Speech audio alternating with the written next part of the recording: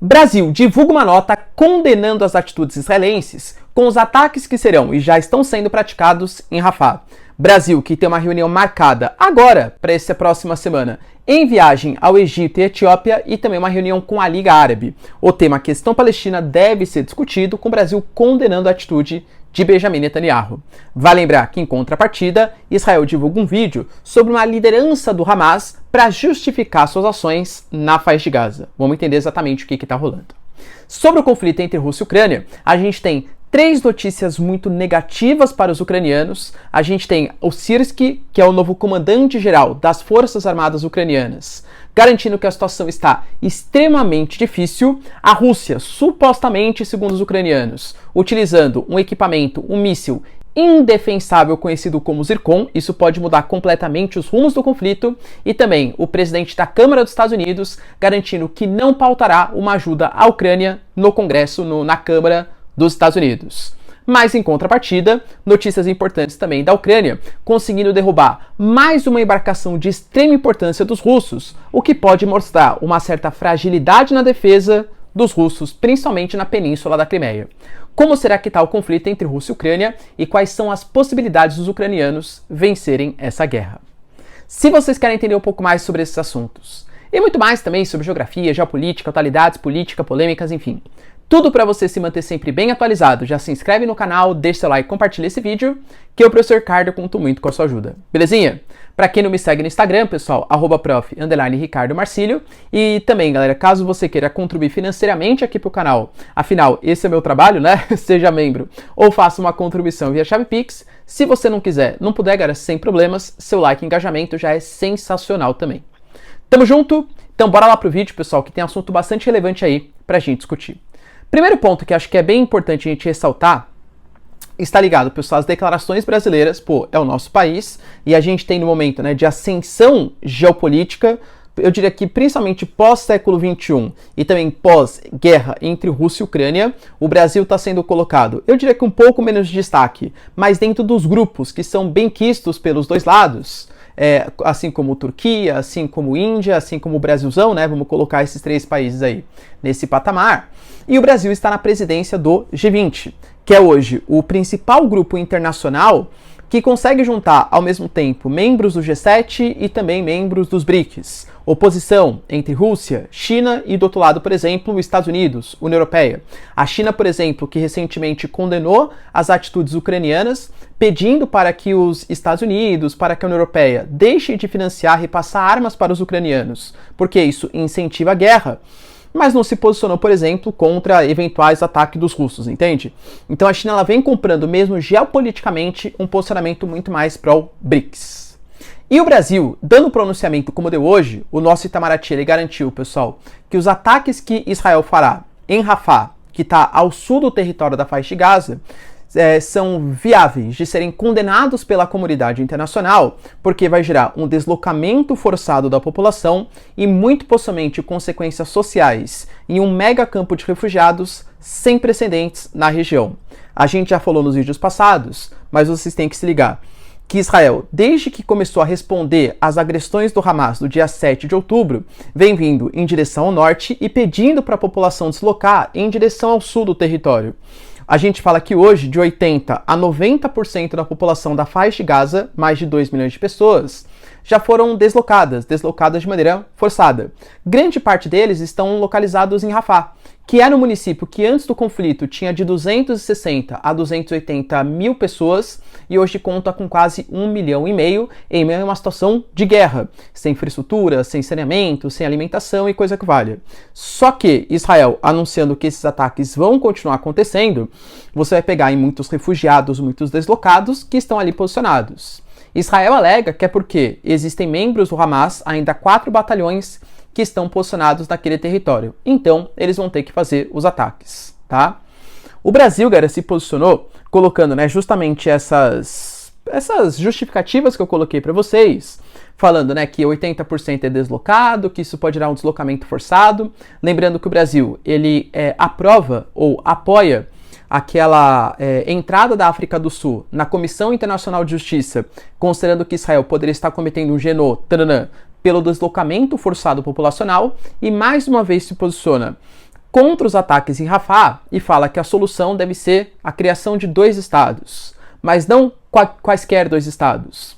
2 estados com a Cisjordânia, com a faixa de Gaza e com Jerusalém Oriental sendo a capital da Palestina. Ou seja, mais ou menos como a Jordânia se posicionou, como a Arábia Saudita se posicionou, como a Turquia vem se posicionando, a gente não aceita um deslocamento, ou seja, que nem Israel fala, né, do Rio Jordão para oeste, um território pelo menos provisoriamente somente controlado por israelenses. Benjamin Netanyahu, galera, que aparentemente não vem se importando muito, e nem com declarações, não é do Brasil não, hein, dos Estados Unidos, da União Europeia, deve continuar com essas ações militares. Vale lembrar que o Brasil, ele tem viagem marcada para 2 países de maioria ali islâmica, né? Mas a gente está falando de um Egito que participa muito mais ativamente da questão palestina, afinal faz fronteira ali com a faixa de Gaza, e é super interessado que não haja um êxodo de palestinos para a região da Península do Sinai, é fato, tá? O Egito apoia a Palestina, desde que vocês ali, eu aqui, né, geopolítica, não tem tão bonzinho assim, né, na história, e depois vai para a Etiópia, que não tem tanta ligação assim, embora tenha uma ligação indireta com a questão do Mar Vermelho, com os ataques dos Houthis, em resposta, segundo eles, às atitudes israelenses. O Brasil vai se reunir com o Egito e depois com a Liga Árabe. Um dos temas que devem ser tratados é justamente o apoio à causa palestina. Então o Brasil ele vai nesse xadrez geopolítico, se posicionando mais em prol dos palestinos. Mas Israel, que vem tentando, galera, mostrar para a comunidade internacional que é sim necessário fazer esses ataques em Rafah, compartilhou um vídeo que não é atual, é do dia 10 de outubro, ou seja, 3 dias depois de quando rolou o ataque a Israel, né? Feito pelos membros do Hamas, mostrando ele, Sinwar, que é uma das lideranças ali da Palestina. Inclusive, vai lembrar, galera, que ele já esteve preso durante 23 anos em Israel. Ele fala que durante todo esse tempo, ele aprendeu muito sobre a cultura judaica, sobre a história de Israel, sobre como que os militares ali se comportam para entender o inimigo e para conseguir fazer algum tipo de retaliação. Ele vinha com declarações muito mais fortes nesses últimos anos, tentando crescer, inclusive na Cisjordânia, que é um território onde a ANP, o Mahmoud Abbas, é um pouco mais forte, porque como Israel também elegeu alguns políticos mais extremo-nacionalistas, como o Ben-Gvir e o Smotrich, ele vinha ganhando essa alcunha, né? Olha, será que o Abbas ele tá tentando negociar com Israel, mas Israel não quer nem saber de um Estado palestino? Então ele vinha ganhando uma certa popularidade, tá? E ele, de fato, garantiu uma liderança e hoje é o cara mais procurado por parte de Israel. Eu diria, inclusive, que se um dia ele vier a, enfim, né, morrer por conta de um ataque israelense, isso deve acalmar um pouco os ânimos de Israel. As especulações dão indícios que ele está em Khan Yunis, nem em Rafah, mas por enquanto Israel só divulgou esse vídeo e está perseguindo essa liderança do Hamas. Como eu falei para vocês na introdução, eu diria que foi uma manhã, um dia, né, ou um dia de ontem, enfim, movimentado para os ucranianos. Tanto de notícias positivas para o Zelensky, quanto de notícias negativas para o Zelensky. Primeiro, a gente está nesse momento, né, de troca. O Zaluzny, ele sai da posição de comandante das Forças Armadas Ucranianas para a entrada de Syrskyi. O Syrskyi, que ele tem uma postura, segundo os próprios combatentes, tá? Segundo a Reuters, ele não é tão benquisto, não é tão amigável, como era, por exemplo, o Zaluzny. Ele tem uma postura um pouco mais rígida. Segundo alguns militares, ele não se importa em usar alguns militares para morte, enfim, desde que a Ucrânia consiga os seus objetivos. Mas é fato, galera, que em contraposição, ele conseguiu fazer uma contraofensiva muito bem sucedida em Kharkiv e também conseguiu defender Kiev naquele momento em que a Ucrânia nem recebia ajuda da OTAN, bem no início da invasão russa ao território ucraniano. Então ele vem com uma certa bagagem, vamos colocar assim, de sucesso em algumas operações militares. E ele está estudando mais ou menos o que está acontecendo no campo de batalha. Pelas notícias do próprio exército ucraniano, é necessário deslocar mais tropas para Kupiansk e também para a região de Avdiivka. Os 2 pontos hoje onde a Rússia vem avançando de maneira mais intensa. Quando o Syrskyi ele começou a observar o cenário do conflito, palavras dele, tá? Olha, nesse momento a gente tem os ocupantes russos com mais pessoas e aumentando cada vez mais os seus esforços. A Ucrânia está numa situação extremamente preocupante. Inclusive ele coloca que agora meio que mudou um cenário, né? A Ucrânia, ela vinha no momento de contraofensiva, não conseguiu vitórias muito importantes. Robotini talvez seja uma espécie de exceção, né? Mas nesse momento não é nem que eles estão tentando fazer a contraofensiva, eles estão tentando manter suas posições. Só que, segundo ele, como os russos eles têm mais números, mais equipamentos e mais capacidade de financiamento, e eles estão vindo agora por uma linha de combate de mais de 1.500 quilômetros, que é mais ou menos a área de fronteira, é muito difícil fazer uma defesa eficiente. Por isso, esse deslocamento tanto para Kupiansk quanto para Avdiivka, que são dois pontos mais cruciais. Mas percebam, Zelensky, agora o Syrskyi, o Zaluzny já falava sobre isso, é uma situação preocupante para os ucranianos. Porque falta, galera, de verdade, financiamento, que vem aí na esteira da segunda notícia preocupante. Enquanto a gente tem, por exemplo, a União Europeia aprovando um pacote de 50 bilhões de euros, que é essencial para a Ucrânia, só que esse pacote de 50 bilhões de euros, ele não é destinado para as questões militares, primordialmente. É principalmente para as questões sociais, que sim, é intrínseco com as questões militares. Cara, convenhamos que uma população sem saneamento, sem eletricidade, sem infraestrutura, não consegue ter, claro, o seu braço militar aí mais efetivo. Mas a questão é que não é para armamentos, financiamento e coisa que valha para os ucranianos. É muito mais nesses setores sociais, esse pacote de 50 bilhões. Quem precisaria ajudar de fato com grana para fins militares seriam os Estados Unidos. O Senado, ele aprovou um pacote ontem super importante, um pacote de cerca de pouco mais de 90 bilhões de dólares, sendo que 60 ou 61 bilhões iriam para os ucranianos e cerca de 14 a 15 bilhões para os israelenses. Outra parcela para o Pacífico e outra parcela para outras posições de segurança. Professor, o Senado aprovou então, né? Então, por um lado sim, só que estamos no sistema bicamaral. Passou pelo Senado, tem que passar também pela Câmara. Na Câmara, a gente tem hoje o Michael Johnson, que é o atual presidente da Câmara dos Estados Unidos, um cara republicano. Lembrando que normalmente os republicanos, eles são um pouco mais contra a ajuda aos ucranianos, considerando que a Ucrânia está intrínseca em casos de corrupção e não vem demonstrando um grande sucesso na sua contraofensiva, tá? É fato. E são mais favoráveis a questões de defesa, de segurança nacional. E aí o Michael Johnson falou, e outros congressistas também, tá? Como que eu posso mandar um pacote de praticamente 100 bilhões de euros para defender fronteiras estrangeiras, sendo que as nossas fronteiras, principalmente a fronteira sul, está extremamente permeável? Isso não é uma coisa sensata a se fazer nesse momento. Vale lembrar, já discuti com vocês sobre isso, estamos em ano eleitoral. Tinha um pacote de mais de 115 bilhões de dólares, que era destinado aí para ajudar a Ucrânia, ao Pacífico e tal, e que os republicanos votaram contra. Professor, mas não são os mesmos republicanos agora que estão falando que não pode aprovar um pacote externo enquanto precisa de segurança nacional? Sim, os mesmos. Então por que eles não aprovaram aquele pacote? Porque eleitoralmente não seria muito legal. O principal ponto que o Trump, um republicano, bate no Biden, e até com certa razão, convenhamos, é a questão da permeabilidade das fronteiras americanas. Fazer um pacote em ano eleitoral para que o Biden consiga reforçar a fronteira e mostrar, pô, acho que ele não é tão ruim assim, vamos dar uma segunda chance para esse cara, talvez não fosse, eleitoralmente falando, a melhor atitude para os republicanos. Então percebe que está no impasse. Se faz um pacote que tem ajuda para a fronteira, os republicanos não querem porque ajuda eleitoralmente o Biden. Se faz um pacote sem ajuda para a fronteira, aí parte dos republicanos também não querem porque isso mostra uma insensatez de ajudar a fronteira de outros países e não a fronteira dos Estados Unidos. De verdade, a não ser que separe em pequenos pacotes e convença que a ajuda à Ucrânia é, assim, primordial, eu diria que vai ficar difícil para que esse pacote seja aprovado para o Zelensky. Pelo menos enquanto não passarem as eleições dos Estados Unidos. E se o Trump for eleito, difícil e meio, tá? E para piorar ainda mais, mas calma que tem notícia positiva para os ucranianos, a gente pode falar também, segundo a Ucrânia, tá? A Rússia não confirma essas informações, um dos 6 equipamentos mais poderosos dos russos supostamente foi utilizado no campo de batalha pela primeira vez. Ou seja, não em testes, mas na guerra entre Rússia e Ucrânia. Estamos falando do míssil Zircon. O míssil que, segundo, pessoal, tudo aqui, tá? Tô colocando o que o míssil faz segundo os russos, tá?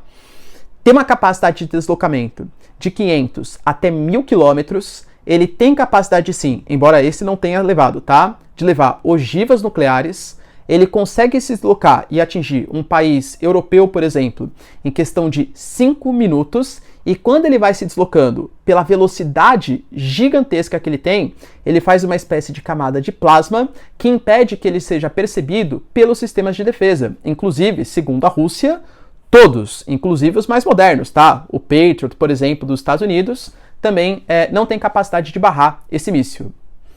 Professor, a Rússia utilizou, segundo a Ucrânia, sim, tinham todos os detalhes ali que se referiam a esse tipo de equipamento. A grande questão é que a própria Ucrânia já compartilhou que a Rússia ela tem planos para mobilizar mais soldados e agora aproveitar esse momento de fragilidade, de falta de financiamento, falta de homens, equipamentos e fazer uma nova ofensiva contra os ucranianos, principalmente no nordeste da Ucrânia, ali na região de Kharkiv. Se de fato os mísseis Zircon começarem a ser utilizados, eles que são indefensáveis, convenhamos que isso vai se dificultar ainda mais a situação para os ucranianos. Pessoal, então é melhor desistir já, né? Pô, se os caras têm um míssil que é impossível de defender, estão com mais homens e equipamentos, melhor desistir. Então, calma, né? Porque assim, estamos falando de equipamento extremamente inovador e que a Rússia não divulga exatamente quantos foram construídos. A Rússia não é que tá toda essa beleza também, né? Precisa também de homens, de munições, fez acordo recente com a Coreia do Norte, precisa mobilizar ali, né? Mais financiamento. A Rússia aumentou, por exemplo, a porcentagem de gasto do PIB para 6% em gasto em defesa. É óbvio que outros setores vão ficar um pouco defasados. É uma posição aparentemente mais confortável que os ucranianos, mas são gastos. Será que a Rússia tem todos esses mísseis Zircon disponíveis, sendo que ela tem que suprir também outras demandas? Cara, convenhamos que não é uma bombinha ali, né? A gente tá falando de um negócio que custa aí na casa de milhões e milhões de dólares, né? Então, assim, isso pode ser uma boa notícia para os russos, claro, mas não sei até que ponto eles teriam em quantidade suficiente para ameaçar os ucranianos. E você, galera, tem alguma fonte, claro, né? Fidedigna, confiável, que informe quantos a Rússia poderia utilizar ou até mesmo produzir para combater os ucranianos? Deixa aí nos comentários, se for interessante, fixo ali o seu comentário, tá bom? Só que temos também notícias positivas para a Ucrânia. Sim, a Ucrânia ela vem fazendo, eu diria que 2 ataques super significativos para até tentar convencer o mundo que ela tem chance de vencer os russos. A gente teve declarações, por exemplo, de um assessor especial ali do Elon Musk, garantindo que qualquer um que pense que a Ucrânia tem algum tipo de chance e tal de vitória, é alguém que não sabe o que está acontecendo no conflito. Eu diria que a Ucrânia ela está tentando mudar esse posicionamento. Como, professor? Ataques a pontos de infraestrutura, a embarcações e portos, né, tudo aquilo que seja extremamente simbólico, e também fazendo alguns ataques contra refinarias. A gente sabe que grande parte dos recursos dos russos, mesmo com as sanções dos Estados Unidos, da União Europeia, vem da exportação de combustíveis fósseis. Se você ataca os seus centros econômicos, isso vai dificultar a vida econômica dos russos, né? É uma tática de guerra, claro, interessante. E a Ucrânia, ela afundou mais um navio dos russos. A Rússia não confirma, e a Ucrânia, que raramente fala sobre as suas conquistas aí, né, sobre os seus ataques, confirmou as informações. Segundo a Ucrânia, eles fizeram um ataque ali, né? Segundo o Departamento de Inteligência Militar da Ucrânia, eles fizeram um ataque no navio de desembarque Cesar Kunikov. Foi no sul da Crimeia, através do que eles chamam de um enxame de drones. Pegou do lado esquerdo ali do navio, abriu um buraco, não conseguiu defender e o navio de fato foi afundado. Esse navio, galera, ele carregava ali mais ou menos ali 87 tripulantes, e já tinha sido utilizado pela Rússia na Guerra da Geórgia, sim, contra a Abkhazia, Ossétia do Sul, e também na Guerra da Síria, tá? Professor, isso representa uma perda muito grande para os russos? Eu diria que tanto do ponto de vista militar, mas principalmente do ponto de vista moral, porque mostra que a Rússia não é infalível, né? A gente já tem uma série de ataques, navios afundados pelos ucranianos, sim, e para tentar mostrar para o mundo que há uma chance de vitória para os ucranianos. Mas claro, se for pegar minha análise, isso muda o cenário da guerra para o lado Rússia e Ucrânia? Não penso que não, tá? Penso que não. Acho que é muito mais simbólico e uma tentativa de mostrar eficiência do que qualquer outra questão. E você, pessoal? Vamos pegar aqui, ó, tudo que a gente tem de condições até agora. Acredita na vitória dos ucranianos? O próprio Lavrov, ele fez um discurso na Duma, que é uma espécie de câmara ali, né, da Rússia, colocando que eles estão abertos aos diálogos, respeitando a atual configuração territorial. O que me parece é que a Rússia quer negociar, até a própria entrevista do Putin, né, pro jornalista dos Estados Unidos, né, pro Tucker Carlson. Ele falava sobre isso, a gente aceita negociar, desde que eles saibam que esses territórios têm que continuar pertencendo aos russos. Ucrânia aceitaria isso? Deixa aí nos comentários, quero saber sua opinião. No mais, galera, se vocês curtiram o vídeo, tamo junto, beijos, abraços e tchau, tchau.